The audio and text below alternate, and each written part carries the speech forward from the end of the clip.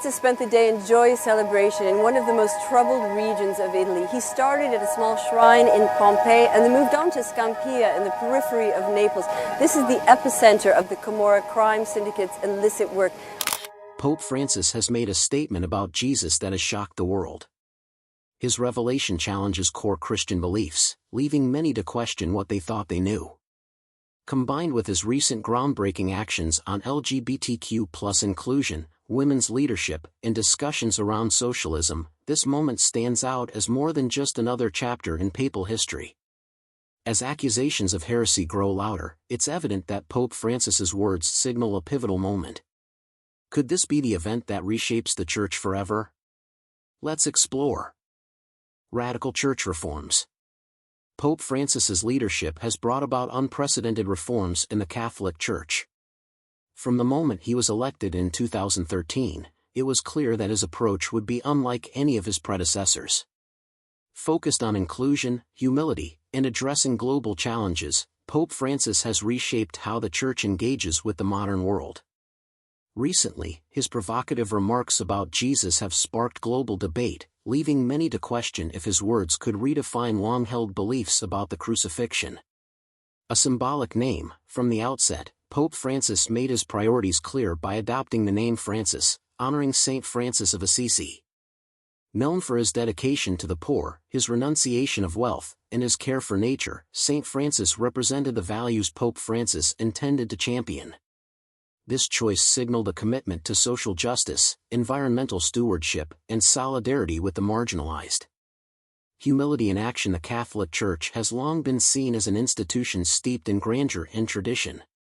However, Pope Francis made headlines by choosing to reside in the modest Vatican guest house rather than the luxurious apostolic palace.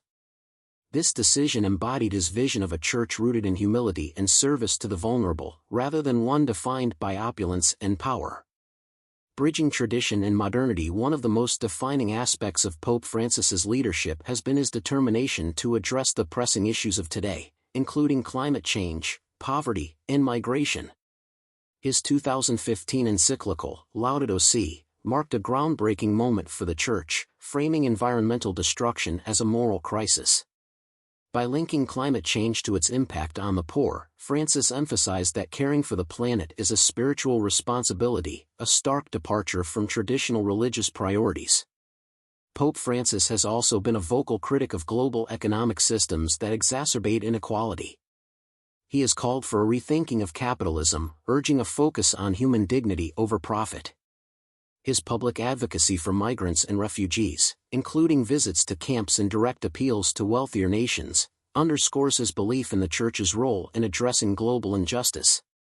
Controversial inclusivity. Within the Church, Pope Francis has pushed for greater inclusivity, advocating for compassion toward historically marginalized groups. His famous remark, "Who am I to judge?" in response to questions about gay priests, exemplifies his progressive stance on LGBTQ+ inclusion. He has also spearheaded initiatives like the Synod on Synodality, aimed at fostering dialogue and participation among lay people, clergy, and bishops to guide the Church's future. Jesus' crucifixion as a failure? The Pope's recent, provocative statements about Jesus have stirred controversy, particularly his characterization of the crucifixion as a form of failure.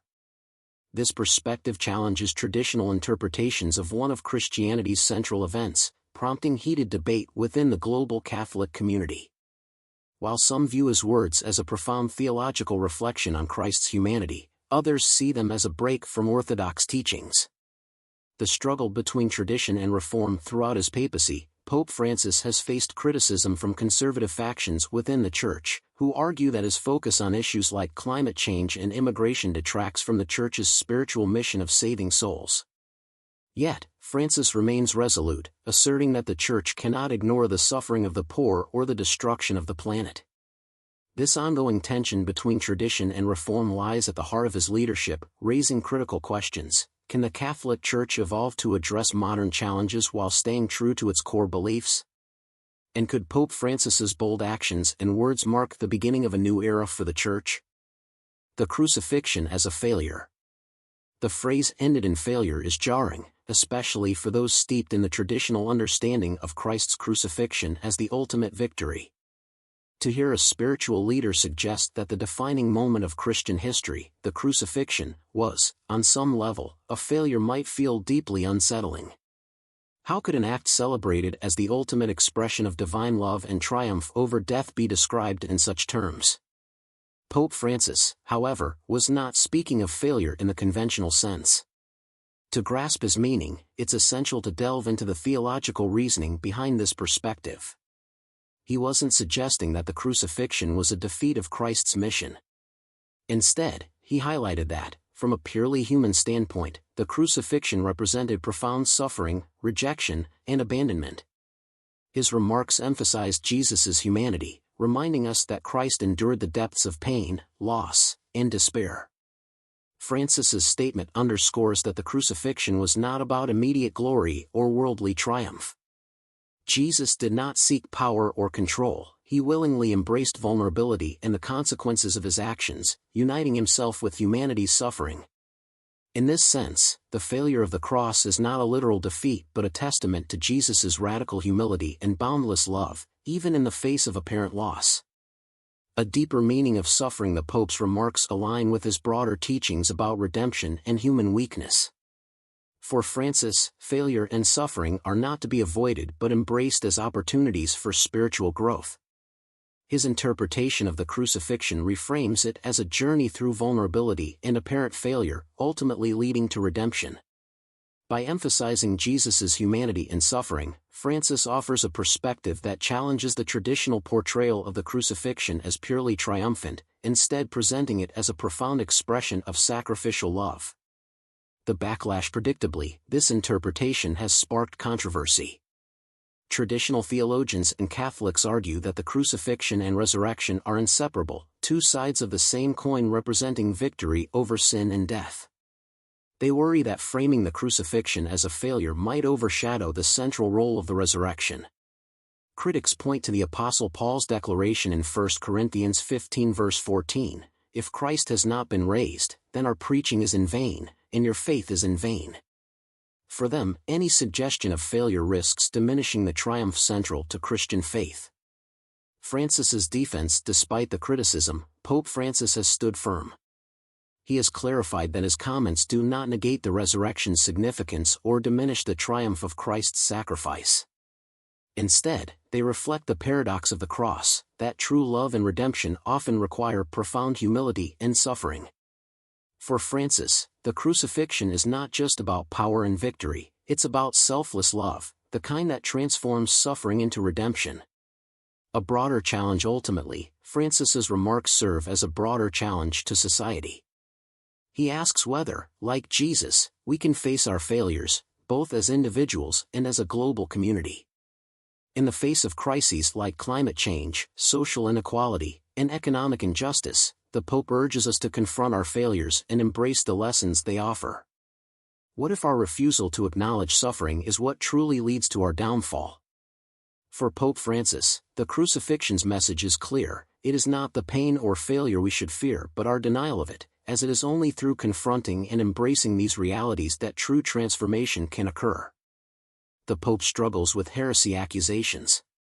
Pope Francis's papacy has been marked by numerous controversies, but none as explosive as the accusations of heresy leveled against him by traditionalist groups within the Church. These claims have arisen from his support for reformative positions, particularly regarding the crucifixion, LGBTQ+ inclusion, and divorce. Critics argue that, in his effort to create a more compassionate and inclusive Church, Francis is blurring the lines of doctrinal orthodoxy. One of the most high-profile instances occurred in 2019, when a group of conservative theologians and clergy formally accused the Pope of promoting ideas inconsistent with Catholic doctrine. Central to their grievances was his statement that, humanly speaking, Jesus' crucifixion ended in failure. For many believers, this remark appeared to undermine the cornerstone of Christianity, which views Christ's death as a triumphant victory over sin and death, rather than a defeat. Francis's approach to LGBTQ+ individuals and same-sex unions has also been a flashpoint for controversy.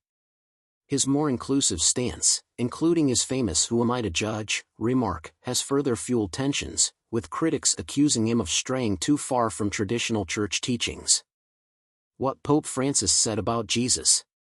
Pope Francis' statement, "Who am I to judge?" has often been cited as evidence of a more lenient stance on homosexuality within the Church.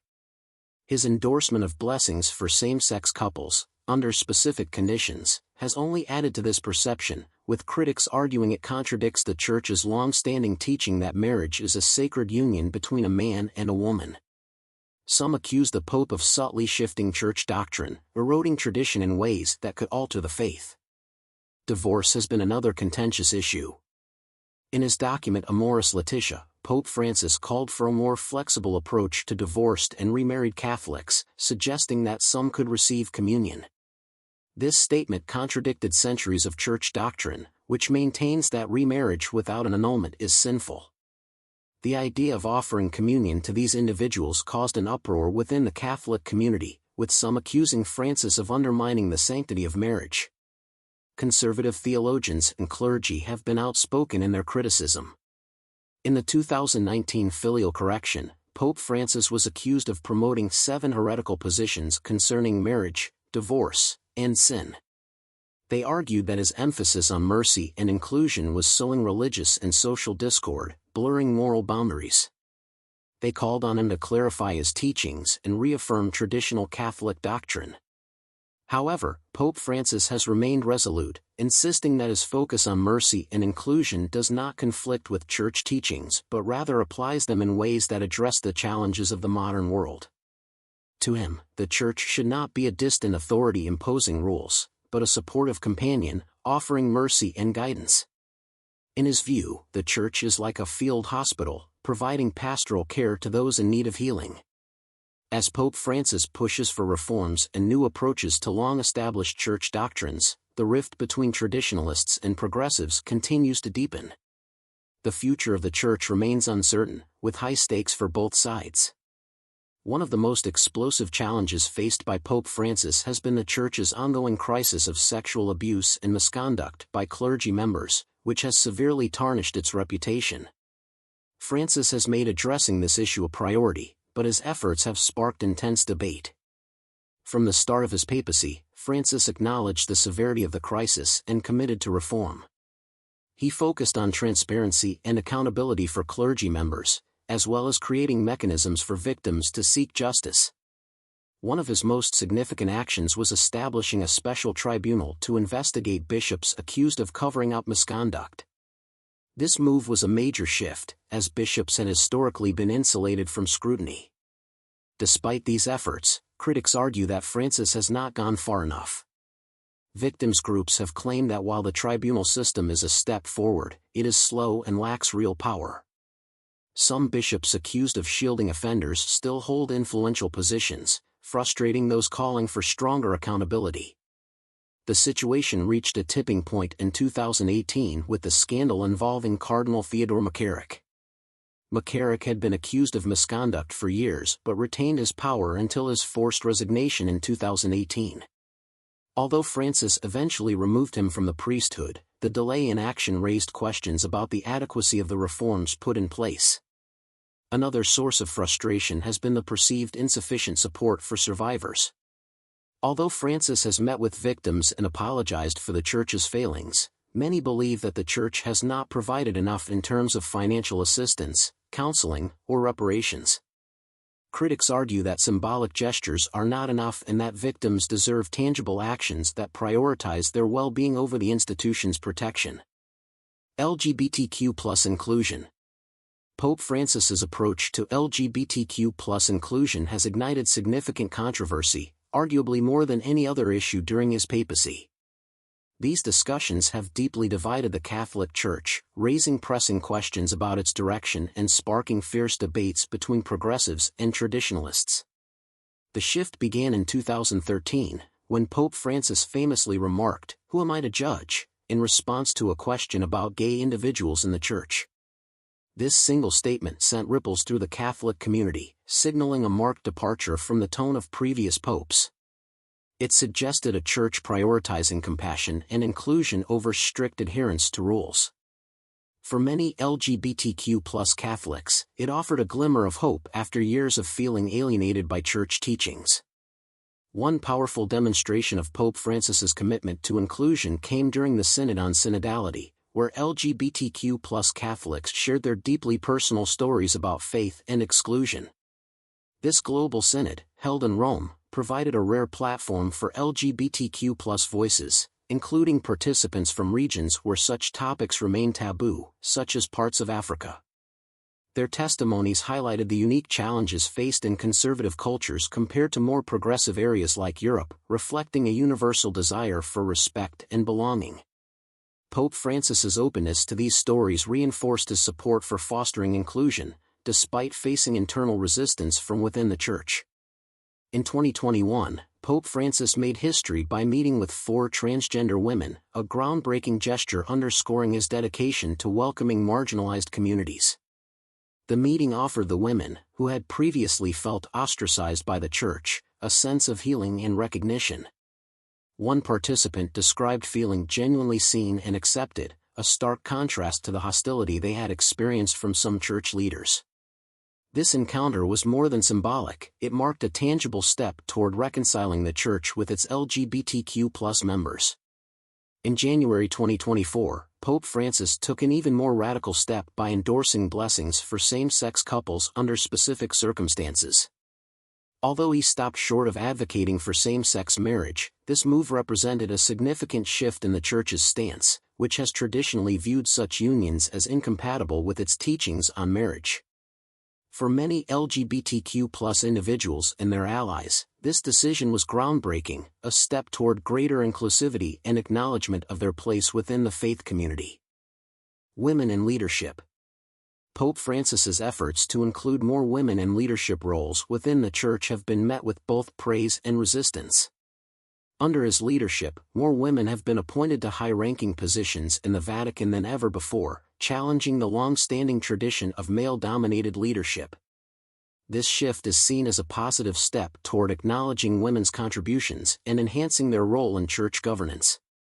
One of his landmark decisions was appointing Sister Natalie Beckcourt as the first woman to hold a voting position in the Synod of Bishops, a council that advises the Pope on key matters. This groundbreaking move granted a woman formal influence in an assembly traditionally dominated by male clergy. Pope Francis's efforts have not stopped at the Synod. He has also appointed women to significant roles in the Roman Curia, the Vatican's administrative body, further solidifying his commitment to promoting women in leadership within the Church. By elevating women to these positions, Francis is not just altering the composition of church leadership but also signaling that the Church must evolve to meet the realities of modern society.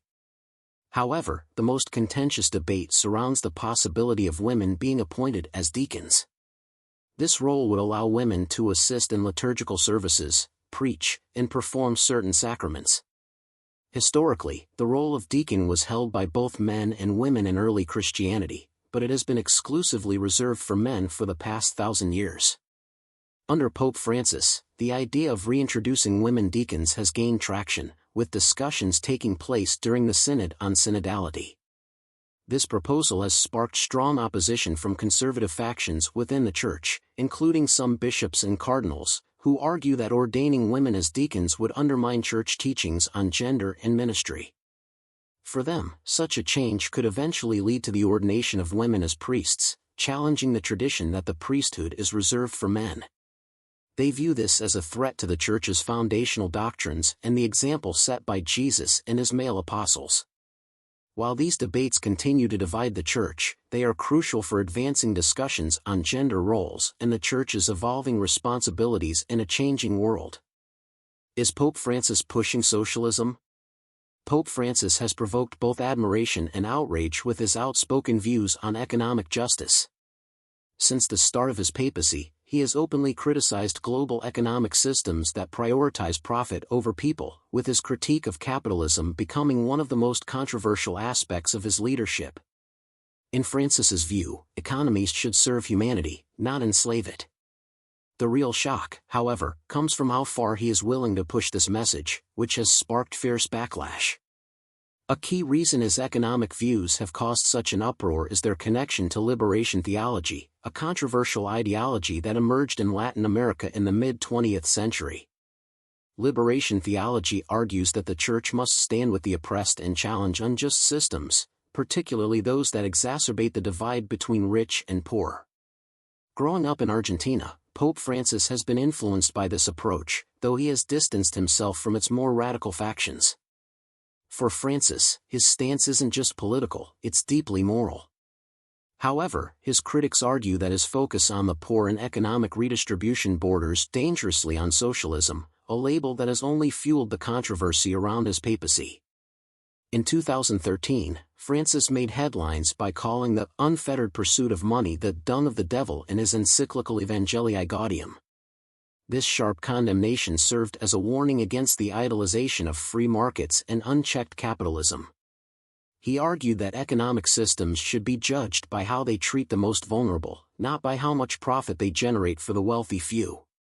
For the business world, this was a direct critique, with many seeing it as a rejection of the system that, they claim, has lifted millions out of poverty. Critics, including economists and political leaders, accused Francis of promoting dangerous ideas that undermine personal responsibility and the values of hard work and charity. For Pope Francis, this issue is more than theoretical, it's grounded in real-world consequences.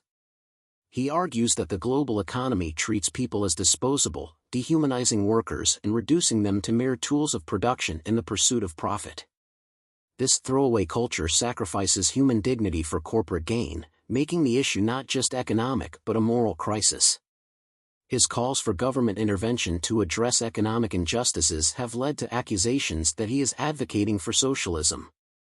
Critics warn that state involvement could stifle personal freedom and lead to excessive government control. However, for Francis, the stakes are too high to leave economic systems unchecked. The question remains, how far can he push these ideas before facing a backlash that undermines his broader mission? In his encyclical Laudato Si', Francis takes his vision even further, connecting economic injustice to environmental destruction. He argues that the same greed driving wealth inequality is also ravaging the planet. This is where his vision becomes truly radical. Francis advocates for a complete overhaul of the global economic system, not only to protect the poor but also to save the earth itself. For him, economic justice and environmental justice are inseparable. While this message has inspired millions, it has also intensified opposition from those who fear that such sweeping changes could lead to economic collapse.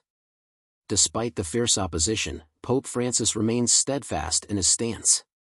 He continues to challenge the dangers of unchecked capitalism. Critics contend that free markets have brought prosperity to millions, asserting that entrepreneurship, innovation, and competition are key to economic progress. But Francis rejects this narrative.